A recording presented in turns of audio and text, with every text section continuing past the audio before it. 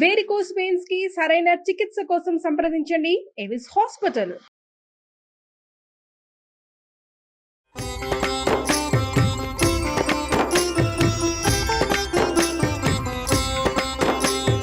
నమస్కారం. విష్ణు పురాణం తరువాయి భాగంలోకి వచ్చాం. ఈ భాగాలలో విశేషంగా గురువు అధ్యయనం, గురువు దగ్గరికి ఎట్లా వెళ్ళాలి, గురువుని ఎట్లా సెలెక్ట్ చేసుకోవాలి, గురువుగారికి ఏ ఏ లక్షణాలు ఉండాలి, జితేంద్రియుడిగా ఉండాలి, ఇలా చాలా విషయాలు చెప్పారండి. ఇక్కడంతా ఆశ్రమ ధర్మాలు, అంటే వర్ణాశ్రమ ధర్మాలు ముందు వర్ణాలు చెప్పారు. అంటే ఏ జాతి వాళ్ళు ఎలా ప్రవర్తించాలి అనేది ముందు భాగంలో చెప్పి, ఈ భాగంలో మాత్రం ఆశ్రమ ధర్మాలు అంటే మనం గృహస్థాశ్రమంలో ఉన్నప్పుడు ముందు బ్రహ్మచారిగా ఉన్నప్పుడు ఎట్లా ప్రవర్తించాలి, గృహస్థుగా ఉన్నప్పుడు ఎట్లా ప్రవర్తించాలి, వానప్రస్థం తీసుకుంటే ఎట్లాగా, ఒకవేళ మనం సన్యాసాశ్రమం స్వీకరిస్తే సన్యాసి ఎలా ఉండాలి అనేది చాలా బహువిధమైన విషయాలని చర్చ చేశారండి. ఇంత చర్చ మనకి ఈ కాలానికి అవసరం లేదని అనిపించింది నాకు. కానీ ప్రత్యేకంగానట ఇది చూడండి, సంప్రదాయానుసారం ఉపనయనం అయిన తర్వాత, అంటే బ్రాహ్మణ విద్యార్థులు, బ్రాహ్మణ క్షత్రియ వైశ్య విద్యార్థులు ఉపనయనం జరిగిన తర్వాత ఒక గురువు దగ్గరికి వెళ్ళి కొంతకాలం చదువుకోవాలి. ఆ తర్వాత 4వ జాతి వాళ్ళు, చతుర్థ వర్ణం వాళ్ళు మాత్రం తండ్రులు లేదా తాతల దగ్గర విద్యను అభ్యసించాలి. మేనమామలు మాతామహుల ఇళ్లల్లో కూడా విద్యను అభ్యసించవచ్చు అని విష్ణు పురాణం చెప్తోంది మనకి. దీనికి గురువు జితేంద్రియుడిగా ఉండాలి, ఆయనకు గోత్రనామాలు చెప్పి పాదాభివందనం చేయాలి. గురువు దగ్గర ఉన్నప్పుడు మనకి ఇప్పుడు ఎలా అయింది, అంతా కాలేజీలు వ్యవహారాలు కదండి. కాలేజీల్లో కూడా మనం హాస్టల్స్కి పంపించేటప్పుడు చెప్తాం పిల్లలకి, ఇలా ఉండాలి, అలా ఉండాలి, బట్టలు జాడి చారేసుకో, జాగ్రత్తగా పెట్టుకో, నీ వస్తువులు జాగ్రత్తగా పెట్టు, తిండి పదార్థాలు ఇస్తే జాగ్రత్తగా ఉండు, ఎవరితో కొట్లాడిపోక, ఇలా చెప్పుకోవాల్సే వస్తుంది. పాతకాలపు విద్య విధానం చూడండి. స్నానం, సంధ్య, జపం మానకుండా ప్రాతः సమయాల్లో సంఘకార్యం చేస్తూ వేదం నేర్చుకోవాలి. గురువు ఇష్టానుసారం ప్రవర్తించు, గురువుగారు ఏది చెప్తే అది వినాలి. తర్వాత ఫలాలు, పుష్పాలు, పత్రాలు, జలము, సమిధలు, దుంపలు లాంటివి గురువు ఏం చేయమంటే ఆ పని చేసి పెట్టాలి తప్పకుండా. ఎంత వంశం, గొప్ప వంశంలో పుట్టాను, ధనవంతుణ్ణి, ధనవంతుల కుమారుణ్ణి అలాంటి భేదభావం చూపించకుండా సహ విద్యార్థులతోటి సమానమైన ప్రవర్తన ఉండాలి. హెచ్చుతగ్గు ప్రవర్తనలు ఉండకూడదు.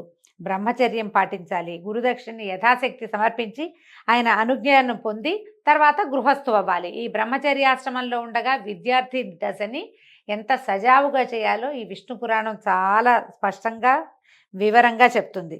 ఇది చూడండి ఎంత బాగా చెప్పారంటే, ఒకవేళ ధర్మ మార్గాన పెద్దవాళ్ళు అయ్యాక అనమాట, ధనం ఆర్జిస్తూ శక్త్యానుసారంగా గృహస్థ ధర్మాలు పాటిస్తూ గుణవంతులైన కొడుకులకు తండ్రి అయి పితృ రుణాన్ని, యజ్ఞాలు చేసే దేవ రుణాన్ని, అధ్యయనం చేత ఋషి రుణాన్ని, బలిదానముల చేత భూత రుణాన్ని తీర్చుకుంటూ సర్వులని ఆదరిస్తూ ప్రశాంత చిత్తుడై ప్రవర్తించాలి. వేదవ్యాసుల తండ్రి అయినటువంటి పరాశర మహర్షి తన శిష్యుడైన మైత్రేయుడికి సాధారణంగా ఒక మానవుడు ఏ ధర్మంలో పుడితే ఆ ధర్మానుచరణ ఎలా చేయాలో ఈ విష్ణు పురాణంలో వివరంగా చెప్తారండి. విష్ణు పురాణం అన్ని పురాణాలకి మొదటిదని, దీని నుంచే అన్నీ పుట్టాయని చెప్తారు.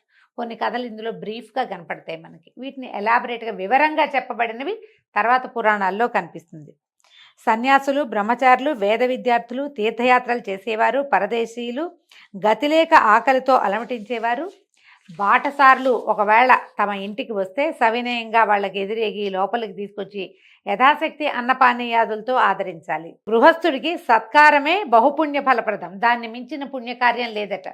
నువ్వేం పెద్దగా గుడి గోపురాలు తీర్థయాత్ర చేయలేకపోయినా మన ఇంటికి వాకిటోకి వచ్చిన వాడికి, బాబు మంచినీళ్ళు తాగుతావా, ఎండను పడొచ్చావు, మంచినీళ్ళు తాగు, ఏదైనా తిను, ఏదైనా తాగు, ఇట్లా నీడని కూర్చో, కాసేపు నడుము వాల్చి వెళ్తూ కానీ, ఇదిగో ఇది ఆ మధ్యలో తిను ఎక్కడైనా అని ఇవ్వగలిగితే దానంత పుణ్యకార్యం ఇంకొకటి లేదట, పురాణోక్తంగా చెప్తోంది. అతిథి ఎవరైనా వచ్చే సమయానికి మన ఇంటికి వచ్చారు, మన ఇంట్లో ఉన్న వాటితోటే ఏమైనా చేసి పెట్టాలి, కానీ పక్కింటికి అప్పు వెళ్ళకూడదట. తర్వాత ఒకవేళ కనుక గృహస్థు ఇంట్లో నుంచి అతిథి ఏ సత్కారము పొందకుండా, అంటే కనీసం మంచినీళ్ళు అడగటం లాంటిది కూడా చేయకుండా పంపించేస్తే దాంతో ఎంత పాపం వస్తుందో. ఇట్లా గృహస్థ ధర్మాలన్నిటి సక్రమంగా పాటించి దైహిక జీవితం అంటే మన హాయిగా సుఖంగా తినటము, సరిపడా తింటూ ఉండటము, ఇతరులని ఆదరించటము, మనం ఏం చేయాలో ఆ క్రియలు చేస్తూ మరణించిన వాడు హాయిగా స్వర్గాన్ని పొందుతాడట. గుణవంతులైన పుత్రులు, ఒకవేళ సంతానం ఉంటే వాళ్ళకి విద్యాబుద్ధులు, వాళ్ళకి రెక్కలు వచ్చేదాకా వాడిని పోషించి వాడికి ఏదైనా నేర్పించి చేయాలట తప్పకుండా. గృహస్థ ధర్మాలు వాళ్ళకి బోధించి వీళ్ళు గృహస్థుతో సహా, భార్యతో సహా గృహస్థు వనవాసం అవ్వాలి. ఆ కాలంలో ఈ వానప్రస్థాశ్రమం అని ఉండేదండి. వానప్రస్థం అంటే అదే వనవాసిగా ఈ ఇల్లు వాకిలి ఈ పాలు తోడు పెట్టుకోవటం, కుక్కల్ని పెంచడం, మనవరాళ్ళని ఎత్తుకోవటం, బంగారాలు వెండి చేర్చటము, ఈ వ్యవహారాలు ఏం లేవు. ఏదుందో ఆ ఇల్లు వాకిలి ఆ పిల్లలకు అప్పచెప్పడం, బయటికి వెళ్ళిపోవటం. అప్పుడు 3 సంధ్యల్లోనూ హాయిగా పళ్ళు కాయలు తింటూ నేల మీదే నిద్రిస్తూ దైవ పూజ, దేవ ఋషి పితృతర్పణాలు సక్రమంగా చేస్తూ ఉండటాన్ని వానప్రస్థం అంటారు. కొంతకాలానికి క్రమంగా అక్కడే వాళ్ళు వెళ్ళిపోవటం. తపశ్చర్యతోటే ఆ కాలంలో, అంటే ఇది కృతయుగం నాటి సంగతి కదా, అప్పుడు ఇట్లాగే చేసేవారు. ఇక సన్యాసులైతే పుత్ర కళత్ర మిత్రాది సంబంధము, భూమి పుట్ర తోట దొడ్డి ఇల్లు వాకిలి అనే స్మరణ, నాది అనే భావం లేక మత్సరాదులకి మనసును చోటివ్వక ఎవరితోనూ మాటలతోటి కూడా సంబంధం ఉంచుకోక ఆకలి దప్పులకి లొంగకుండా ఉండటమే సన్యాసికి ప్రధాన ధర్మం అట. అందరితోటి మాట్లాడాలి, కోపావేశాలకి వాటికి లోనవ్వకూడదు, ప్రధానంగా ఉండాలని చెప్తారు. ఒక్కొక్కళ్ళకి ఒక్కొక్క రకాల ఇవి పెట్టారండి. ప్రతి వాళ్ళు ఈ రకమైన కులాచారాన్ని పద్ధతిని పాటించాలి. ఇవి మన దగ్గరికి ఎట్లా వస్తాయి అంటే, మామూలుగా సంసారాల్లో మన తాత ఎట్లా ఉన్నాడో తండ్రి ఎట్లా ఉన్నాడో మనం ఎట్లా ఉన్నామో మన పిల్లలు అలాగే ఇంచుమించుగా ఉంటారు. విధానాలు ఏవో చిన్న చిన్నవి కాలానుగుణంగా మారినా, ఇప్పుడు మనకి కాలానుగుణం ఏంటంటే తాతలు ఉన్నట్టు తండ్రులు లేరు, తండ్రులు ఉన్నట్టు కొడుకులు ఉండట్లేదు. ఇక మనవల సంగతి అడగనే అక్కర్లేదు. ఒక్కోసారి మనవలే లేని పరిస్థితులు కూడా ఈ రోజున దాపురిచ్చాయి. కానీ పాతకాలంలో అట్లా ఉండేది కాదు. తాత తండ్రుల విధానాన్ని తప్పనిసరిగా పాటించే కాలం ఉండేది ఆ రోజుల్లో. అయితే వీళ్ళు చెప్తున్నారు, ఏ విషయమైనా ప్రతి వాళ్ళకి అన్నమాట ఇది. ఏ సమయమైనా ఎక్కువగా మాట్లాడకూడదు, కోపతాపాలకి లోభమోహాలకి గురి కాకూడదు, ఎట్టి పరిస్థితుల్లోనూ కళ్ళలు ఆడకూడదు, అబద్ధాలు ఆడద్దు, ఎదుటివారికి వినడానికి కష్టమైనా సరే నిజాన్నే చెప్పాలట. ఇది అందరికీ నేను అన్ని జాతుల వాళ్ళకి. దూషణ భాషలు ఆడకూడదు, పగలు ఎన్నుకోరాదు, అంటే ప్రత్యేకంగా పగ పెంచుకోవటం అలాంటివి చేయకూడదు. ఒంటెని వాహనంగా ఉంచుకునేవాళ్ళు కాదట ఆ రోజుల్లో. వాహనంగా ఉండదు. మరి ఇప్పుడు ఈ రాజస్థాన్ ఆ వైపు వాళ్ళు అలాగే కదా ఉంచుకుంటారు. మన వాళ్ళకి ఏం చెప్తాం, ఏటి దగ్గర గట్టు దగ్గర ఉన్నటువంటి చెట్టు కింద పడుకోకూడదు. ఒక్కొక్కసారి పైనుంచి వాగేదైనా వస్తే గట్టు లాగేస్తుంది అనమాట, అందుకని పడుకోకూడదు అనేవాళ్ళు. కులాచారం విడిచి ప్రవర్తించే వాళ్ళతోటి, దొంగతోటి, వెర్రివాడితోటి, పగవాడితోటి, పాపపు పనులు చేసేవాడితోటి, జార చోరులతోటి, అసత్య భాషణుడితోటి, విటునితోటి, అప్పులవాడితోటి, సత్కర్మలు ఆచరింపని వాడితోటి మైత్రి చేయకూడదు. ఇలాంటి స్నేహితులతోటి ఉంచుకోకూడదు స్నేహాన్ని. ఒంటరిగా తోవలో పయనించకూడదు. ఎప్పుడైనా సరే ఒంటరి ప్రయాణం బాధాకరమేనండి, తప్పకుండా తోడుండాలి. పొంగి పొర్లుతూ ఉన్న ఏటిలో దిగి ఈదకూడదు. ఇలాంటివి కొన్ని ప్రత్యేకంగా చెప్పారు. మాటికి బిగ్గరగా నవ్వడము, పళ్ళు కొరకటము, అనరాని మాటలాడడము, విచ్చలవిడిగా తుమ్మటము, అంటే తుమ్ము వచ్చినప్పుడు నువ్వు మొహానికి చెయ్యి అడ్డం పెట్టుకోకుండా తుమ్మటం, కానీ ఎంతసేపు తలగోక్కోవటం, ఇవన్నీ దుష్టచేష్టలు. మంచి బాడీ లాంగ్వేజ్ బాగుండదన్నమాట, అవి చేయకూడదు అనేవాళ్ళు. పుల్లలు విరవటము, పగబట్టి పైవారితోటి మాట్లాడటము, వడివడిగా ఎంతసేపు పరిగెడుతూ ఉండటం, గోటితో గోర్లు ఇట్లా తీసుకుంటాం, అది అసలు మంచిది కాదు, చేయకూడదు అంటున్నారు. ఇక ఎన్ని రకాలోనండి ఇలాంటివి.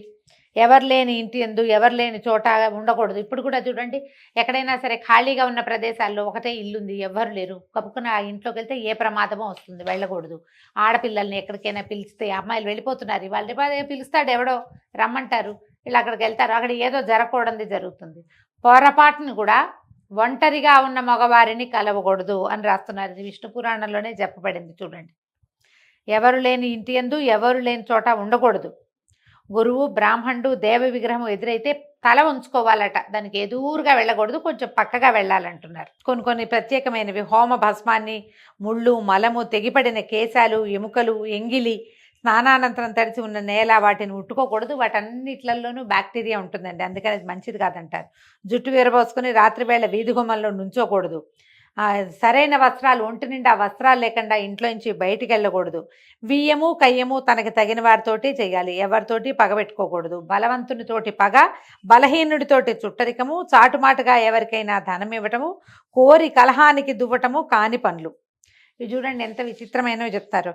మంచినీళ్ళు, మనం ఇప్పుడు చేస్తున్న పని, అటు ఇటు నడుస్తూ భుజించడము, తాగటము, నుంచుండి ఆచరించడము చేయకూడదు. కలికాలం అంతా ఏంటంటే నిలబడి భోజనం చేయటమే.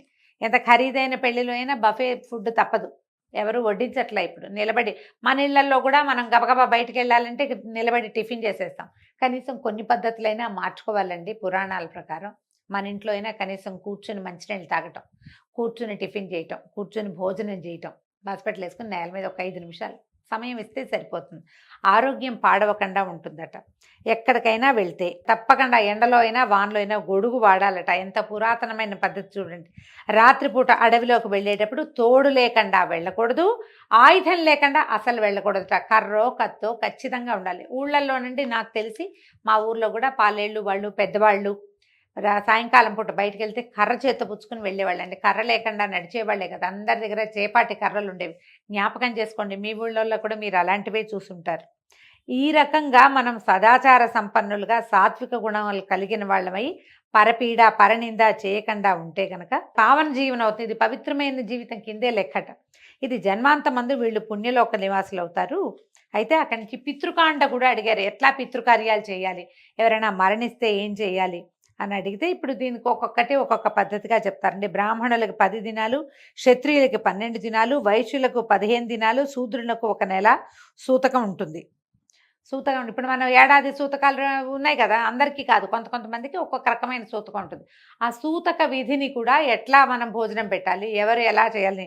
శూద్రులకి అంటే 4వ జాతి వాళ్ళు, బ్రాహ్మణులు, వైశ్యులు, క్షత్రియులు కాని వాళ్ళందరికీ 1 నెల రోజులే సూతకం. ఆ నెల తర్వాత బట్టలు పెట్టేస్తారండి. బట్టలు పెట్టాక ఇంకా సూతకం తొలగిపోయినట్టే. ఏడాది సూతకం వాళ్ళకు ఉండక్కర్లేదట. అంటే మరి పురాణంలో చెప్పారు, ఆయా ప్రాంతాలని బట్టి వాళ్ళకు ఒక పురోహితుడు ఎవరో ఉంటారు, ప్రతి ఇంటికి ఉంటారు కదా, ప్రతి జాతికి ఒక పురోహితులు ఉండటం మనం కనపడుతూ ఉంటుంది మనకి. వాళ్ళు చెప్పిన ప్రకారం పాటిస్తే సరిపోతుంది. మనం దీనికోసమని టీవీలోనో లేకపోతే సోషల్ మీడియాలోనో విని వాటిని పాటించకూడదు. అవి ఎలా చేయాలంటే మన విధానం ఏమిటి అనేది, మన ఇళ్లలో ఆచారం ఏమిటి అనేది తెలుసుకుని దాని ప్రకారమే చేస్తేనే మంచిది. ఈ శ్రాద్ధ విధుల్లో కూడా కొన్ని తినచ్చు, కొన్ని తినకూడదు, కొన్ని పెట్టకూడదు, ఈ సమయంలో చేయకూడదు, ఇలాంటి విషయాలు కూడా చాలా ప్రత్యేకంగానే ఇందులో చెప్పారండి. అయితే ఏంటంటే దీంట్లో ఎవరైతే శ్రాద్ధ విధి నిర్వహిస్తారో వాళ్ళు నగ్నుడిని చూడకూడదు అని ఒక మాట ఈయన చెప్పారు, పరాశరుల వారు. చెప్పేసరికి ఈ నగ్నుడంటే ఎవరు అని అడిగితే, చిన్నప్పుడు వేదాలు అభ్యసించి శాస్త్రాలు చదివి చక్కగా చిన్నప్పుడు దేవతార్చన అవి చేసి క్రమంగా పెద్దవాడైన తర్వాత తను చదివిన శాస్త్రాన్ని తన ఇంట్లో పాటించేటువంటి పద్ధతిని గనక ఎవడైతే నిందిస్తాడో వాణ్ణి నగ్నుడు అంటారట. నగ్నుడు అంటే వస్త్రాలు లేనివాడని కాదు, మన ఇంట్లో ఉంది ఆ విధానం, మన పద్ధతి అది, మనం అలాగే చదువుకున్నాం. మనకు ఒక 30 సంవత్సరాలు వచ్చేదాకా మనం అదే విధిని పాటిస్తూ వచ్చాం. 30 ఏళ్ల తర్వాత రకరకాల సాహిత్యాలు చదివో, వేరే వాళ్ళ మాటలు విను, లేకపోతే మనమే పునరాలోచన చేసుకుని ఏదో లాజిక్కి అందట్లేదని భావించి మనం చేసిన విధిని, ఏ విధి వల్ల మన ఇన్ని సంవత్సరాల జీవనం నడిచిందో ఆ విధిని నిందించే వాడితోటి మాట్లాడకూడదు అని చెప్తున్నారు. పాషండు వేదాధ్యయనం చేసి కూడా వేద పద్ధతిని విడిచి దుర్వివేకంతో అన్ని మతాల్ని ఆదరిస్తూ సంచరించే పాషండుని కూడా నగ్నుడు అంటారు. అలాంటి వాళ్ళతో మాట్లాడకూడదు. దానికి ఒక కథ చెప్తున్నారు. చిన్నప్పుడట ఈయన పరాశరుల వారి చిన్నతనంలో వశిష్ఠుడు శంతననందనుడైన భీష్ముడికి చెప్పింది, మా తాత భీష్ముల వారికి చెప్పారు, అది నేను విన్నాను, ఇది చెప్తున్నాను అన్నాడు. ఏంటంటే శ్రీకాంతుడు అంటే శ్రీ మహావిష్ణువు నరసింహస్వామి అయి ఆ స్వరూపాన్ని ధరించి హిరణ్యకశిపుణ్ణి వధించిన తర్వాత అతని కుమారుడైన ప్రహ్లాదుడు, అంటే ఏ ప్రహ్లాదుడి వల్ల నరసింహమూర్తి ఆవిర్భవించాడో అతడు దేవతలపైకి సేనా సమేతుడై వెళ్ళి ఇంద్రాదుల్ని బాధిస్తే అప్పుడు వాళ్ళు వెళ్ళి శ్వేతద్వీపంలో చింతామణి గుహలో విష్ణునామ జపం చేసుకుంటూ కూర్చుంటే అప్పుడు వాళ్ళకి శంఖచక్రధరుడైన పీతాంబరుడు ప్రత్యక్షమయ్యాడు. ఇంద్రాదులు పుండరీకాక్షుని చూసి చేతులు జోడించి పలుపరి విధాలుగా ప్రార్థించారు, నమస్కారం చేసి స్తుతి చేశారు. హిరణ్యకశిపుని కుమారుడి వల్ల మాకు ఇలాంటి ఆపద కలిగింది, సర్వేశ మమ్మల్ని రక్షించమంటే ఇప్పుడు ఈయన ఏమన్నాడు, ప్రస్తుతం దానవులు శ్రౌత స్మార్త క్రియలు అత్యాదరంతో చేస్తూ నిజధర్మవర్తనులుగా ఉన్నారు, వాళ్ళని మీరేం చేయలేరు, ధర్మాచరణ చేసినంత కాలము వాళ్ళని ఎవరు ఏమీ చేయలేరు, వాళ్ళు వేదాంగ పద్ధతిని నిజకుల ధర్మాన్ని విడిచి ప్రవర్తించేటట్టుగా వారి శక్తియుక్తులు అంతరించేటట్లుగా చేసే మీకు విజయాన్ని కలిగిస్తాను, అంతవరకు ఓర్చి ఉండండి అని తనలో ఇంచి ఒక పురుషుణ్ణి సృష్టించాడు. అతని పేరట మాయామోహుడట. ఆ పురుషుణ్ణి దేవతలకు చూపించాడు. ఈ పురుషుడు అసురులని వితండవాదంతో ముగ్ధుల్ని చేసి ధర్మకర్మ విముక్తుల్ని చేస్తాడు, మీకు గెలుపు కలిగిస్తాడు అని అదృశ్యుడయ్యాడు. ఎప్పుడైతే మన ధర్మాన్ని గురించి ఇతరులు ప్రశ్నించినప్పుడు వాళ్ళకి మనం సమాధానం చెప్పలేకపోతామో మనం మన ధర్మం నుంచి పక్కకి తొలగిపోతామండి. ఎప్పుడు ఇలాగే జరుగుతుంది. ఎవరైనా మనకి ఏమిటి, నువ్వు ఈ దేవుణ్ణి నమ్ముకున్నావు, ఇతని వల్ల నీకేమొచ్చింది, నీకు ఇన్ని ప్రాబ్లమ్స్ వచ్చాయి అని ఇలాంటి వితండవాదంతోటే మన ధర్మం నుంచి మనని పక్కకి తప్పించటం జరుగుతుంది. ఎప్పుడు కూడా అంతే. పూర్వం విష్ణుమూర్తే ఈ పని చేశాడు ఈ వ్యవహారంలో. ఎందుకంటే రాక్షసులు క్రూరులు. వాళ్ళని తప్పించటం కోసం, వాళ్ళ నుంచి దేవతల్ని రక్షించడం కోసం, ప్రపంచానికి మేలు కలిగించడం కోసం భగవంతుడు పన్నిన మాయోపాయమే ఇప్పుడు కూడా మన మీద ఇతరులు పన్నుతున్నారు. మన ధర్మం మీద ప్రశ్న వచ్చినప్పుడు సమాధానం చెప్పగలిగే స్థిరచిత్తత మనకి కావాలి అంటే సరిగ్గా ధర్మాన్ని తెలుసుకోవాలి. ధర్మాచరణ పట్ల అవగాహన కలిగి ఉండాలి. లేకపోతే దేవతలు దానవుల్లాగానే మనలోనే కొంతమంది విడిపోయి గొడవలు పడుతూ ఉంటాం. ఇంద్రాదులు ఏం చేశారట, ఆ పురుషుడిని తమ నివాసానికి తీసుకుపోయారు. అతను ఎట్లా ఉంటాడు, ఆ విచిత్రంగా నెమలి రెక్కల విసినకర్ర పట్టుకుని, బోడి తల, దిగంబరుడిగా కనిపించేటట్టుగా సన్నని పల్చటి ఎరుపు రంగు కట్టబట్ట కలిగిన వాడికి బట్ట కట్టుకుని తిరుగుతూ క్రమంగా నర్మదా నదీ తీరానున్న దానవుల వద్దకు వెళ్ళాడు. వాళ్ళ చేత తగిన మన్నన పొంది కూర్చున్నాడు. కాసేపు విశ్రాంతి తీసుకున్నాక ఇంపుగా సొంపుగా ఎంత చక్కగానో కబుర్లు చెప్తూ అడిగాడట, మీరు ఇహలోక సుఖాలా పరలోక సుఖాలా కోరి ఈ తపస్సు చేస్తున్నారు దేనికోసం అంటే, అప్పుడు వీళ్ళు ఏం చేశారు, వాళ్ళు చాలా ముద్దుగా చక్కగా అడిగారట, మాకు ఐహిక వాంఛ ఏం లేదండి, పారలౌకిక సుఖం కలిగే పద్ధతి ఏమిటో చెప్పండి అని అడిగేసరికి ఆ మనిషి, ఆ మానవుడు మాయామోహుడు ఇట్లా చెప్పాట, మీకు నా మాటల మీద నమ్మకం ఉంటే చెప్తాను వినండి, బతికినన్నాళ్ళు ఇక్కడ సుఖంగా ఉండటమే కావాలి, చచ్చిపోయిన తర్వాత ముక్తి అంటే ఆ ముక్తి ఎక్కడుంది, అది ఎక్కడుంది మనకు తెలియదు కదా. ఎంత తపస్సు చేసినా ఎంత చదివినా ఎక్కడో దైవం ఉందనుకోవటం భ్రాంతి. వేదశాస్త్రాలు కళ్ళలు, యజ్ఞం చేస్తే గోవధ చేసినట్టే ఆ పాపం తప్పదు. ముక్తి మార్గం తెలియాలంటే నేను చెప్తాను వినండి, ఈ అధమాధములైన వైదిక క్రియలు విడవండి అని ఎన్నో విధాలుగా చెప్పాడు. అతను చెప్పినటువంటి ఆ వెటకారపు ధోరణి, ఆ కేరింతలు, ఆ మాట తీరులకి వీళ్ళు లొంగిపోయారు. లొంగి ఏం చేశారట, మాయామోహునికి మొక్కి వేద మార్గాన్ని విడిచి దురాచారులై చార్వాక బౌద్ధ మతాలు స్వీకరించి పాషండవర్తనలయ్యారు. యజ్ఞాదుల్ని నిందిస్తూ వైదిక క్రియలకి స్వస్తి చెప్పారు.